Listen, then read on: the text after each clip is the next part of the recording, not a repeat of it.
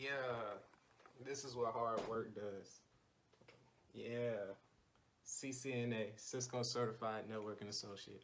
It's probably been a while since I mounted or made a video and mounted a TV or done any type of work because I've been studying for this, and this means a whole lot to me. It's what I've been working on for a long time, so my dad would be very proud to know that something that he's seen me study and read on before he passed away, I finally accomplished it. So shout out to me and my pops and my mom too, and my sister and my cousin and my girl and my grandma and my uncle and everybody else, all my uncles and all my family and all my friends. Thank you. All right, so the first part, we're just gonna go ahead and attach the bracket. For this part, I like to read the instructions. I would definitely recommend reading the instructions. I have to, no matter how many TVs I mount, I have to read the instructions. Every mount is different. And if you go cheap on the mount, 9 times out of 10, you're gonna have to spend time putting the mount together.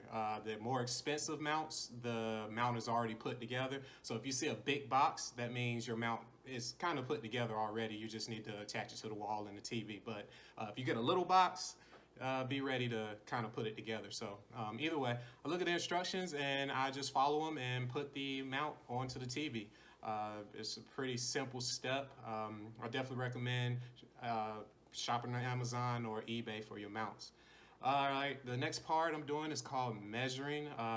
This part I really like is because it kind of, I guess, separates me from anybody who's new to doing this, and plus I do enjoy being a nerd and using math. So I actually like using the measuring tape whenever I get to pull it out. It shows that I'm being precise, and I really like it. There's 3 measurements. I just did the width of the TV, the length of the TV, and then also the height from the contact point of the mount to the top of the TV. Those 3 measurements are needed, especially if you're trying to mount above a fireplace or you're trying to mount within a certain area. Even a corner mount, as you see that picture there, you definitely want to measure so you can mount into like a corner or a real defined spot. All right, so the next thing you want to do is find your center. This is pretty much what's center to you. If you're mounting above a fireplace, then you measure what's the middle of the fireplace. If you're mounting on a plain wall, then you just sit down and decide where your center point is, and you should put some tape there and basically mark it. I use a yellow coloring pencil to mark my lines. I definitely like yellow color pencils because they don't show up on white unless you're really close up on it. So yellow coloring pencils. Shout out to my mom. She taught me how to color, so I'm not shy when it comes to using color pencils or markers and crayons, and I just thank her because we used to have coloring contests, and she really brought out the art side in my sister as well. So shout out to my mom. So the next part is finding studs. You want to find a stud in the wall. I definitely recommend finding at least 1 stud. You can use toggle bolts for the rest, but you're definitely going to need at least 1 stud to hold the TV up. Right now, I'm knocking on the wall. It's not for a sound. I'm actually doing it for a feel. When you're knocking on the wall, if you feel it bounce back, then there's no stud there. But if you knock and it feels solid, then 9 times out of 10, it's a stud behind it. Right now, I've already marked my holes for where I'm going to mount my bracket. This would normally be on a stud. I always recommend check the other side of the wall before you start drilling anytime.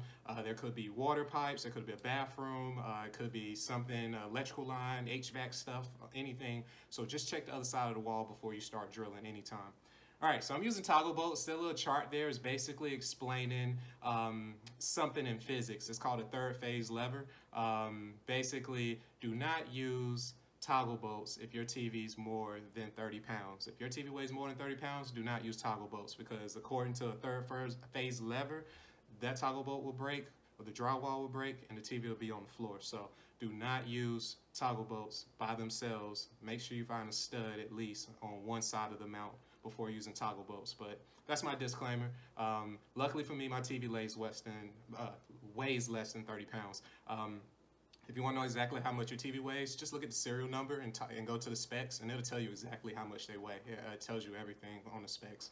All right, so I'm using toggle bolts. I like toggle bolts because it allows me to, if I can't find a stud that allows me to be in the center of the wall, then I can use toggle bolts.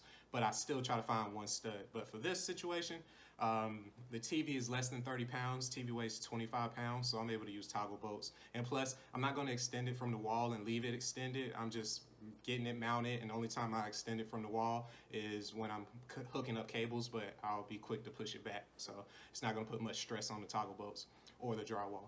All right, so after you get your mount mounted onto the wall, the next step is to hang the TV.